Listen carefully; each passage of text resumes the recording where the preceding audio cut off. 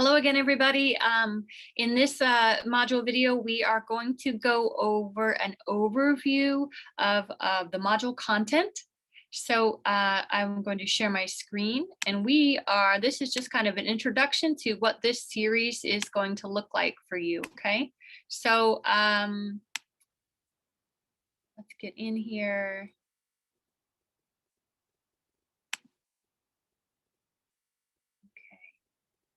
Now, the social media workshop consists of 7.5 modules. We're up a half module from last year. So module 1 is Intro to Social Media. That's the module you're in right now.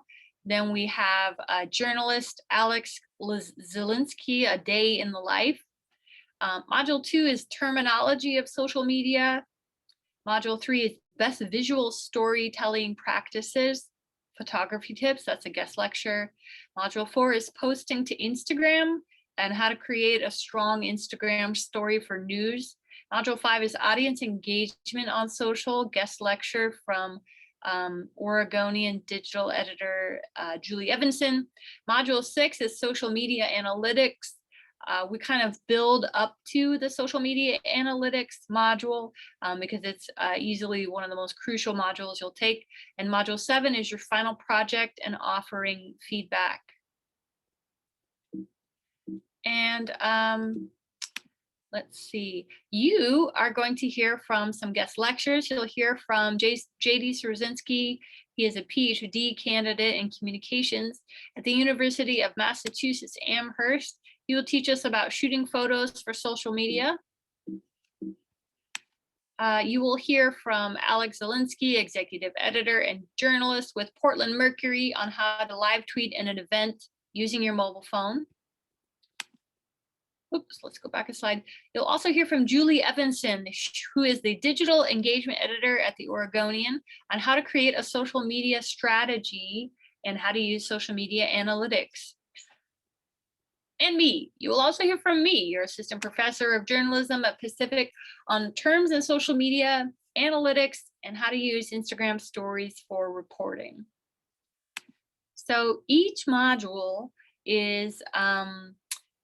has a goal. So the goal of our program is to train you in cutting edge practices in social media so you can be conversant in these skills when you graduate Pacific. It's a very important skill to have these days. The certificate is a strong way to add power to your resume for when you graduate. And if you take this training, all your wildest dreams will come true. So a recent study in 2016, a study by the Tao Knight Center for Entrepreneurial Journalism, they interviewed 40-some mass media employers. And their top 3 desired skills in new hires were coding, audience development and data on social media, and visual storytelling.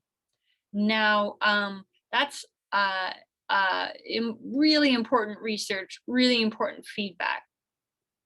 So the idea behind getting this social media certificate, and when I pitched this grant, was this exact purpose. I want you guys, when you graduate, to be able to go out into the world and feel confident that you could take a digital media position as a reporter, as a public relations professional, someone in public in advertising. These are really critical skills.